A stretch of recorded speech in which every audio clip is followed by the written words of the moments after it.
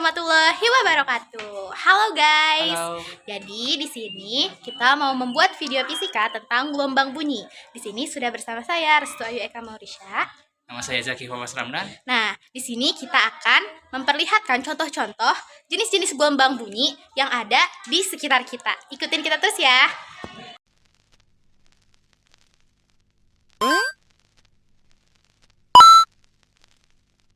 Nah, yang pertama itu kita akan menganalisis gelombang bunyi alarm di luar.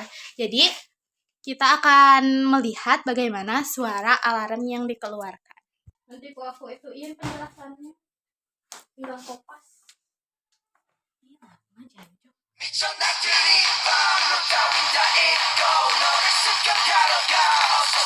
Udah. Sekarang kita akan menganalisis bagaimana suara gelombang bunyi kalau alarm dari handphone ini dimasukkan ke laci.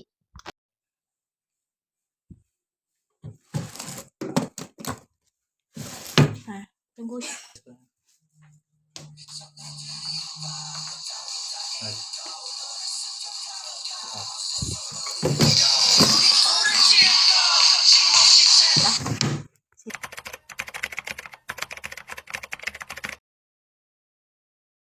Sifat selanjutnya adalah difraksi. Sifat difraksi atau pelenturan ini berlaku apabila ada bunyi yang melewati celah sempit, maka bunyi tersebut akan dilenturkan. Sifat difraksi di sini terjadi ketika handphone dengan alarm menyala dimasukkan ke dalam laci yang membuat gelombang bunyi merambat keluar melalui celah kecil yang ada pada sisi laci. Hal ini menyebabkan suara alarm yang dihasilkan frekuensinya akan lebih kecil dibandingkan suara alarm yang dibiarkan di ruang terbuka. Anjay mabar! Nah, yang kedua, kita akan menganalisis gelombang bunyi dari suara motor yang menjauh dan mendekat.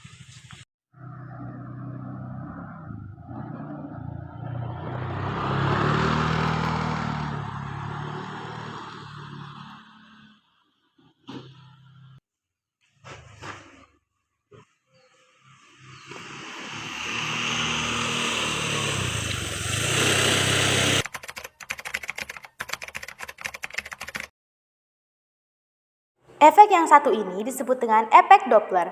Sifat yang satu ini bakal menjelaskan kalau ada sumber bunyi yang menjauhi atau mendekati pendengar, maka frekuensi yang didengar oleh si pendengar akan naik turun.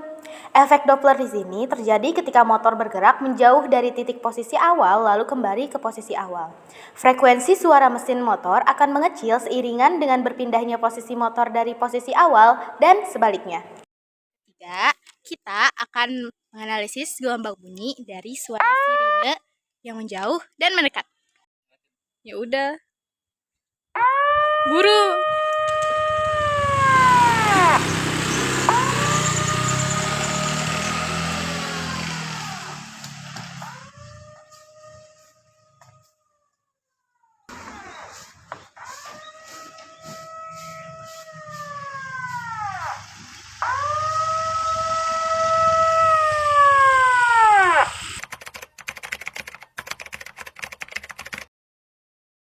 Selanjutnya adalah pelayangan gelombang. Sifat yang satu ini menjelaskan tentang apa sih? Jadi, sifat ini akan menjelaskan kalau ada dua bunyi yang berbunyi secara bersamaan, tetapi memiliki frekuensi yang berbeda. Sirine dan mesin motor yang dinyalakan bersamaan menghasilkan dua frekuensi suara yang berbeda pada satu waktu.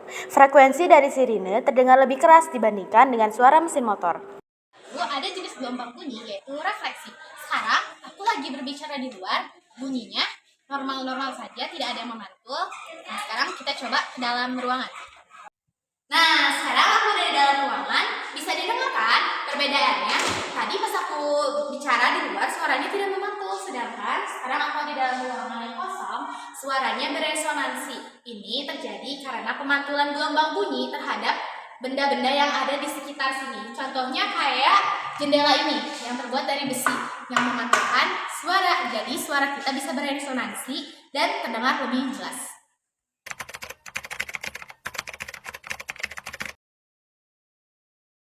Nah, jenis selanjutnya adalah refleksi. Tahu kan arti lain dari refleksi? Yap, ketika bunyi merambat melalui mediumnya, maka bunyi akan dipantulkan apabila mengenai permukaan benda yang keras. Misalnya, bunyi tersebut mengenai permukaan batu, kaca, ataupun besi. Ih anjir, ini mah kan udah sama aku, gak usah di voice over, Jaki.